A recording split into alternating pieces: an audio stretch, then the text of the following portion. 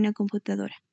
Sus obligaciones incluyen elaborar memoriales, notificaciones, registrar las audiencias y ordenar los expedientes de los clientes, que prácticamente ocupan toda su jornada laboral. Tanto así que frecuentemente debe llevar trabajo a su casa para concluir.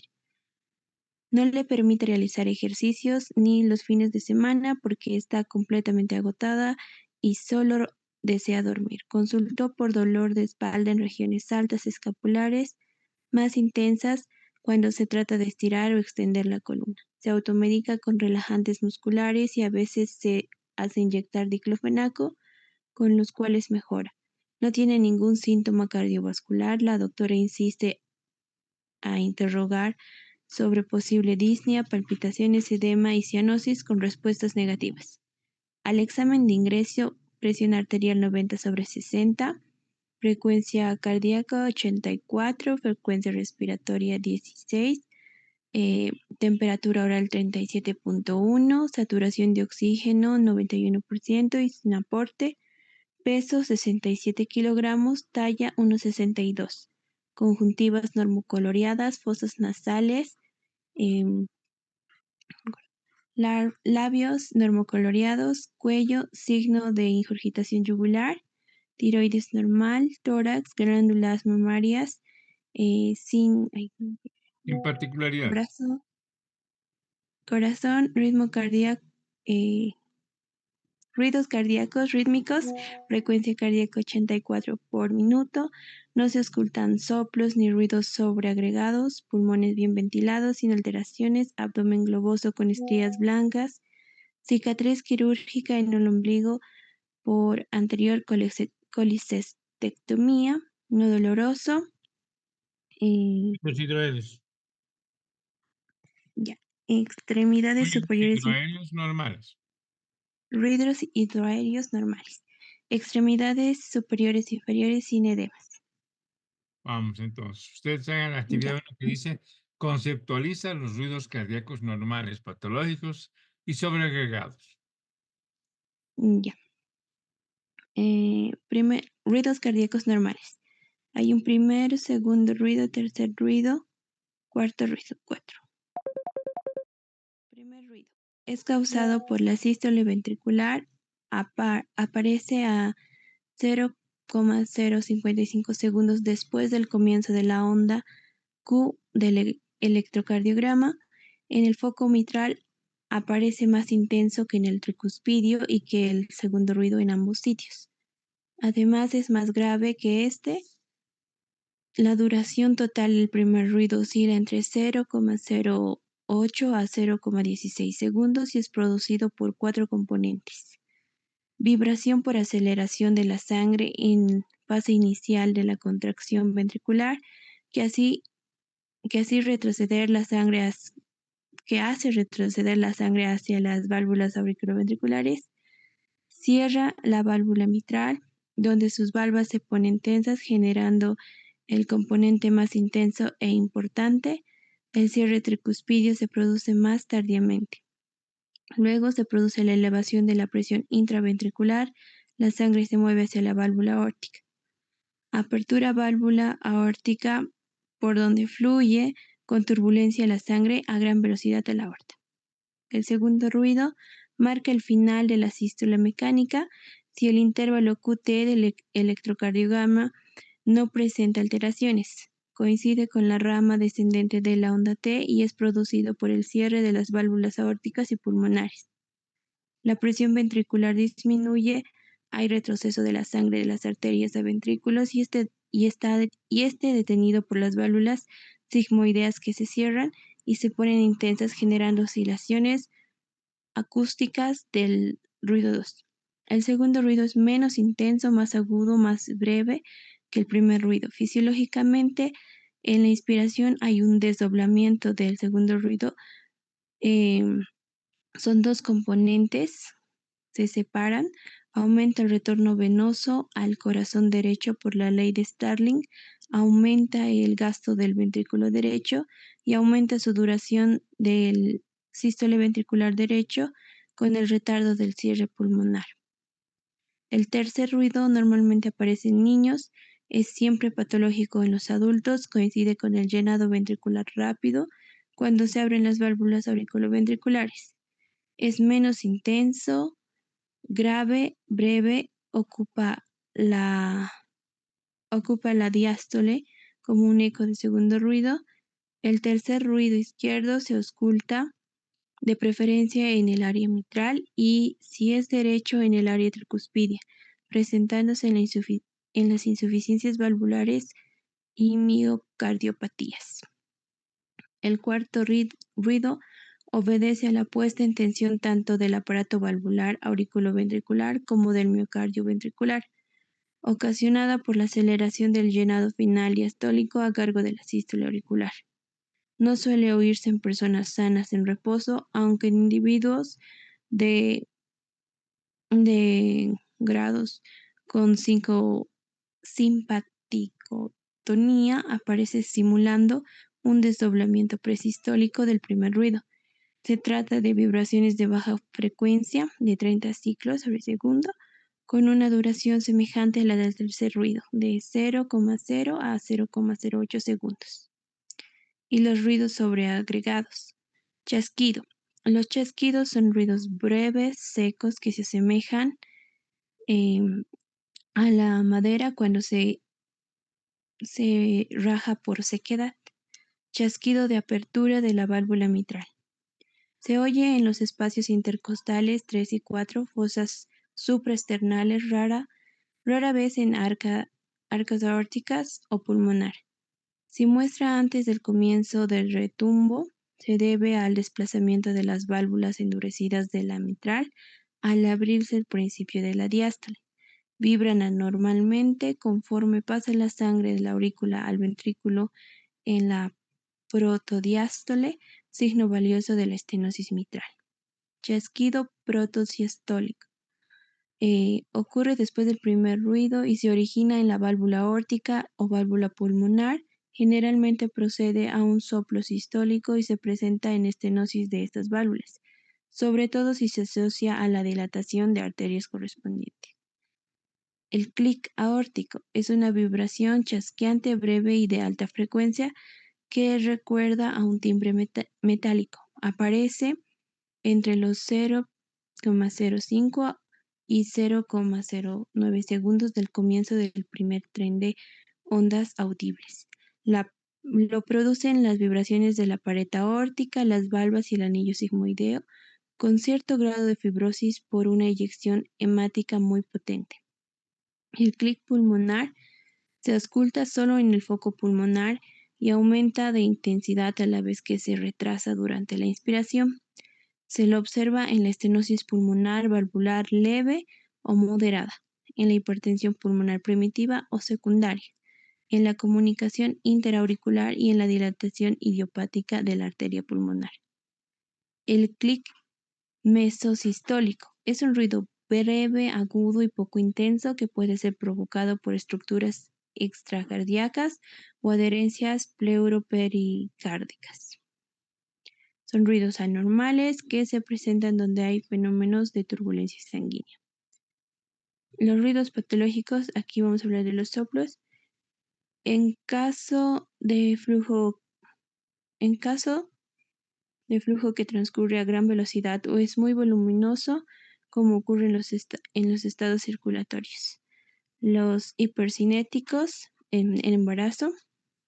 En todo cambio abrupto de calibre de un vaso o cámara cardíaca, como en la estenosis o insuficiencias valvulares, en la comunicación intraventricular y en casos de viscosidad sanguínea reducida, es decir, la anemia.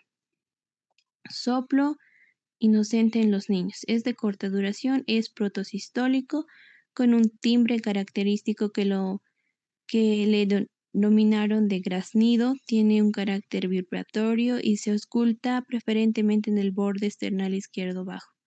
Se debe a la vibración de las valvas aórticas durante la expulsión ventricular por un flujo muy acelerado. Soplo sistólico eyectivo. Es en la estenosis aórtica valvular, la función comisural y la rigidez de las valvas genera un soplo romboidal o un diamante. localizado en el foco aórtico principal y accesorio. Soplo sistólico regurgitante. Ocupa toda la sístole, comienza con el primer ruido y termina con el segundo. Con frecuencia enmascaran el primer ruido y a veces sobrepasan el segundo, debido a que las válvulas sigmoideas se cierran antes de la apertura de las válvulas auriculoventriculares, que hacen cesar el soplo. Soplo diastólico regurgitante. Comienzan inmediatamente después del cierre de la válvula que los origina, aorta o pulmonar. Son agudos y casi siempre increscenso, descrescenso. Presente, está bien. Suelen percibirse mejor a la base del área precordial cuando el paciente está sentado y con los brazos elevados por encima de la cabeza, posición de Azoulay. Soplo diastólico de llenado. Se origina en las válvulas auriculoventriculares y comienzan solo después de un cierto tiempo del segundo ruido. Cierre sigmoideo son graves y retumbantes. Ruido de galope. El galope auricular o presistólico obedece a la máxima exageración de un cuarto ruido anormal y expresa una falta de distensibilidad o rigidez ventricular frente al llenado ventricular. Es característico de la insuficiencia cardíaca diastólica descompensada. El ritmo de galope después de ser izquierdo o derecho, según el origen de los ruidos, cuando la descompensación miocárdica extrema corresponde al ventrículo derecho, hipertensión pulmonar grave, estenosis pulmonar marcada. El ritmo de galope se percibe mejor en la zona parasternal izquierda, baja y no al foco de la punta.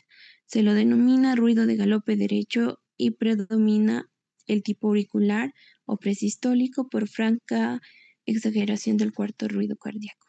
Y el roce o frote de hojas pericárdicas inflamadas, pericarditis, se ausculta en el precordio cerca a la base del corazón. Es un ruido áspero que generalmente tiene un componente sistólico, a veces un componente diastólico. El frote suele intensificarse con la presión del estetoscopio y la intensidad y localización varía de un día para otro o con las posiciones.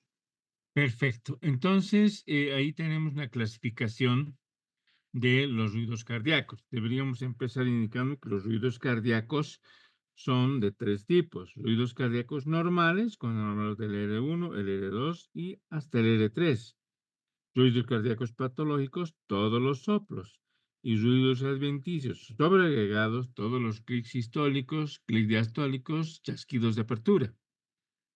Y finalmente los roces, que ya no son ruidos cardíacos del sistema valvular, sino son más bien productos de ruidos que se producen por la inflamación de la membrana que rodea al miocardio. Estamos hablando del pericardio.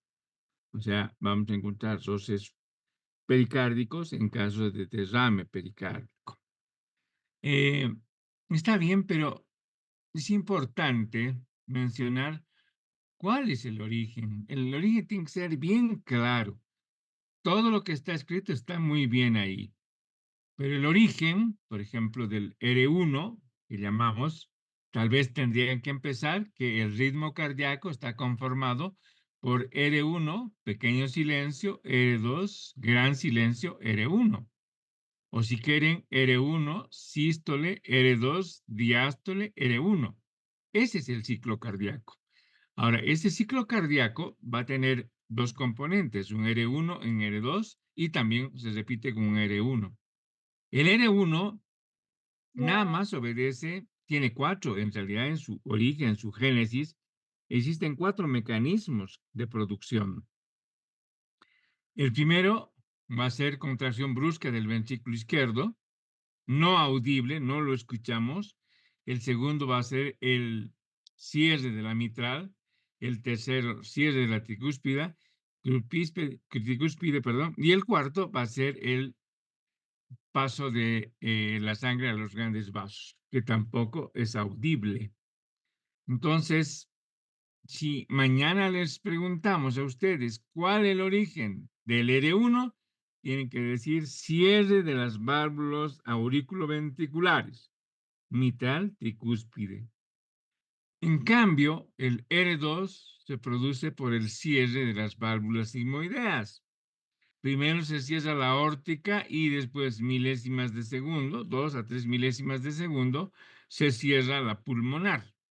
En resumen, el R, el R2 tiene su origen en el cierre de las válvulas sigmoideas, aórtica y pulmonar. Y el TR3, que han dicho se encuentra solo frecuente en los niños y en los adultos ya no va a ser un ruido normal, pero tampoco patológico.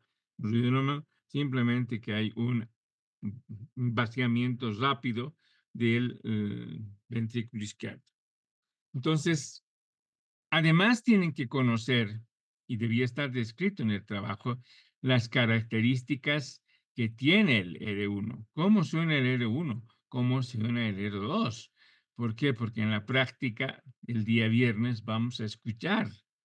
Seguramente ya han escuchado los videos y ya saben cómo es un R1, pero otra cosa es escuchando el corazón, porque yo les voy a enseñar a escuchar el corazón. Felizmente el día viernes tenemos el piso, aula A del piso 11, entonces ahí vamos a escuchar entre nosotros los ruidos cardíacos y vamos a tratar, perdón, de determinar las características, características propias del sonido. Tendremos que determinar, por ejemplo, ya sabemos el origen, tenemos que determinar el tono, tenemos que determinar la intensidad, tenemos que encontrar en qué momento del ciclo cardíaco se encuentra y tenemos que determinar su duración. Entonces, esas características les falta y tienen que mencionar, porque ese es el sustento teórico para que el día viernes en la práctica puedan realmente escucharlo. Pasemos a la actividad 2, que refiere es a determine las áreas de auscultación. Pase otro grupo.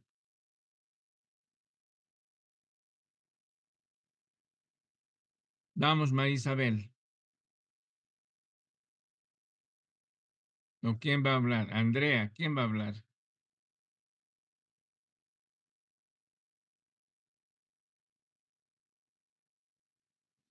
Buen día, ¿se me escucha? Adelante, Jocelyn. ¿Se ve la pantalla? Está bien, se ve bien todo. Ya. Identifica las áreas de auscultación. Las áreas de auscultación cardíaca son puntos específicos del tórax donde se escuchan mejor los sonidos producidos por cada una de las válvulas del corazón. Hay 5 focos de auscultación valvular que no corresponden exactamente a su Ahora, y proyección perdón que te corte. No anatómica. pongas ahí 5 focos. Tú estás hablando de áreas. Foco es un solo punto. Un puntito, ese es foco. Área es una zona más amplia. Y se ha determinado, los libros te vas a mirar, ya no, los últimos libros ya no dicen focos, dicen áreas, porque se ha determinado estas áreas que estamos viendo, que tú has determinado ahí, estas 5 que están, digo, en realidad están aquí, estas 6 áreas, en realidad tienen que ser, son de diferente tamaño en función del biotipo del paciente. Y por lo tanto, ya no es un punto, o sea, ya no es un foco, es un área. ¿De acuerdo? Está bien, doctor. Vamos entonces. Ya. Que no corresponden exactamente a su proyección anatómica, ya que la propagación de las vibraciones acústicas se hace preferentemente en los puntos en donde el corazón y los grandes vasos tienen contacto más íntimo con la pared torácica. Foco o área mitral o apexiano corresponde al área apexiana en donde mejor se escuchan los ruidos generados en el aparato valvular mitral, debido no a su proximidad, se encuentra más bien alejada, sino al mayor contacto del ventrículo izquierdo con la pared costal, cámara por donde se propaga. Su ubicación es en el quinto espacio intercostal izquierdo y línea medioclavicular. El área tricuspidea corresponde a la proyección de los fenómenos acústicos de la tricúspide por el ventrículo derecho a la porción inferior del esternón.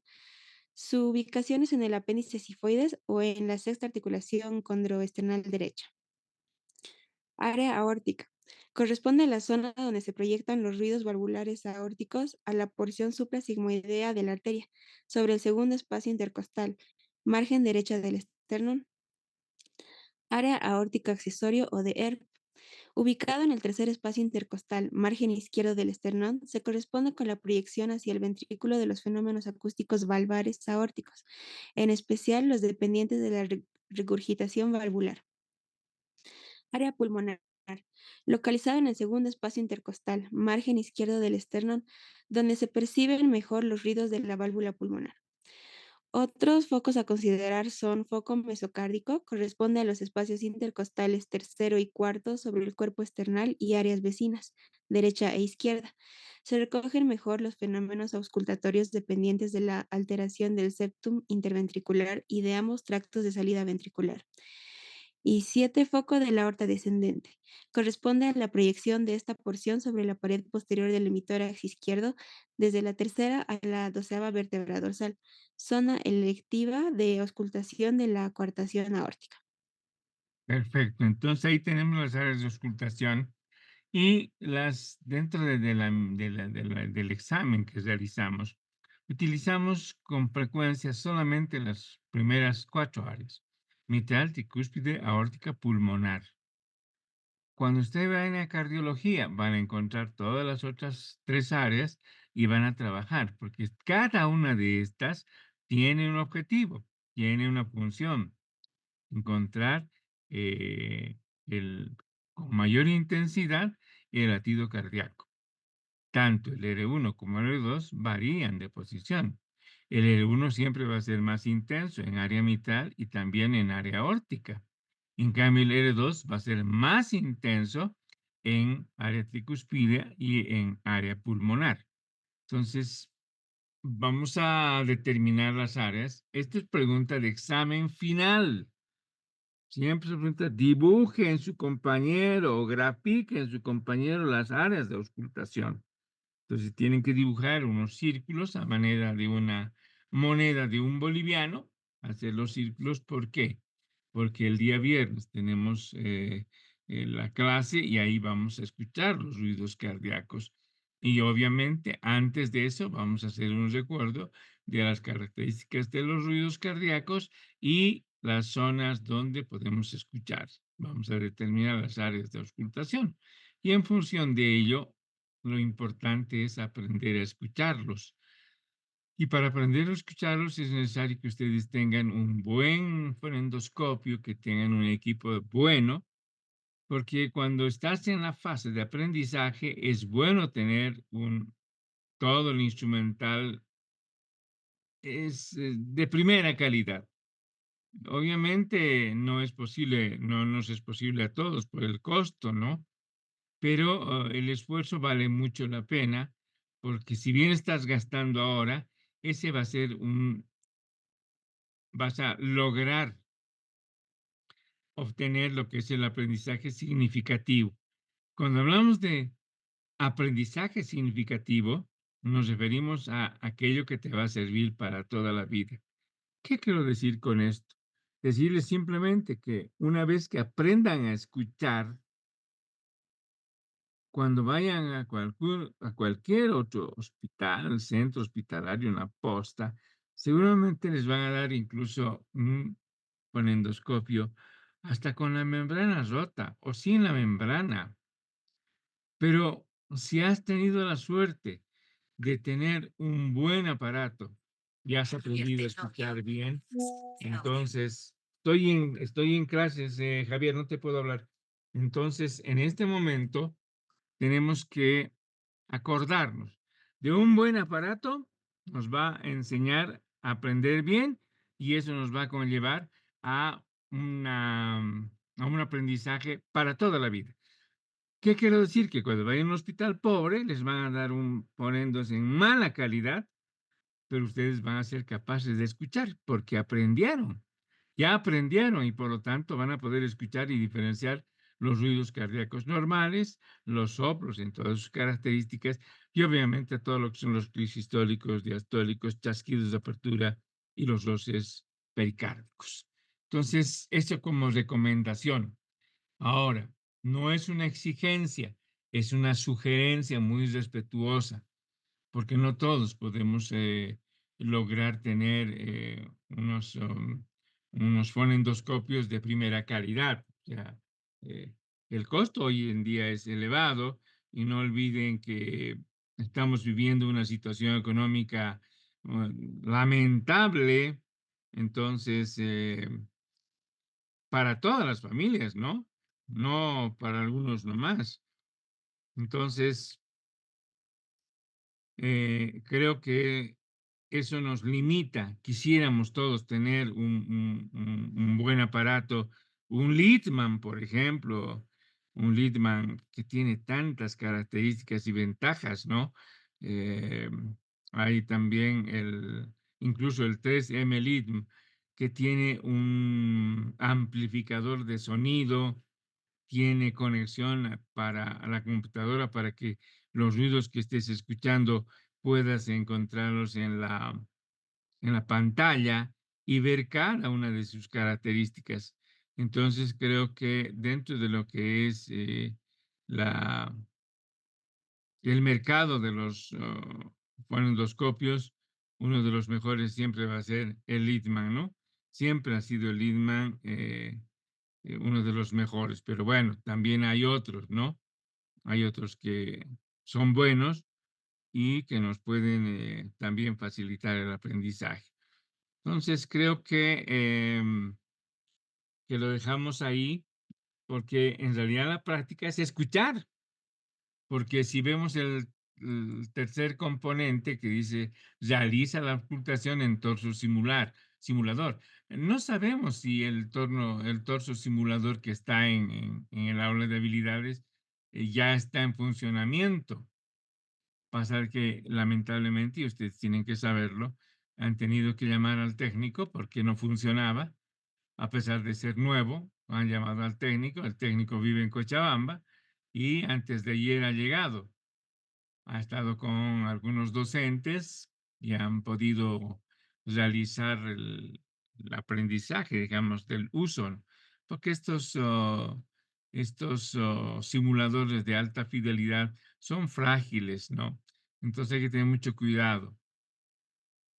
Pero bueno, tanta es la pobreza de nuestra facultad que los docentes hemos tenido que pagar el pasaje y la estadía del técnico que ha venido de Cochabamba. Todos los docentes de medicina uno de semiología, son los que hemos dado. Entonces, triste, pero la realidad. Esa es la realidad. Entonces, no sé si habrá, pero bueno, nosotros nos vamos a olvidar del simulador en el momento que haya oportunidad. Claro que lo vamos a hacer. Vamos a suspender cualquier clase y nos vamos a ir, o tal vez nos inventamos un horario y aparecemos ahí escuchando el torso. Un aparato interesante. Me gustaría mucho que uno de los grupos nos muestre un esquema de los síndromes cardiovasculares.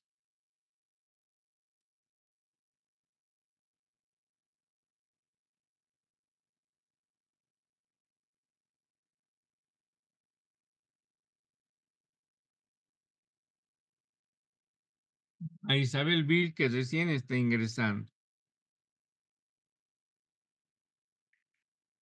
Vamos, Margot, ¿quién va a dar?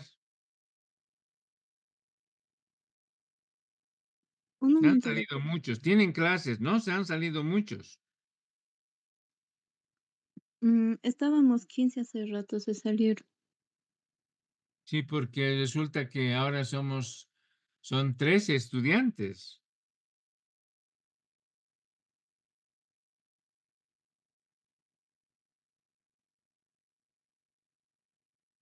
¿O quieren que lo dejemos para el día viernes? Por ahí están ya queriendo conectar a su clase.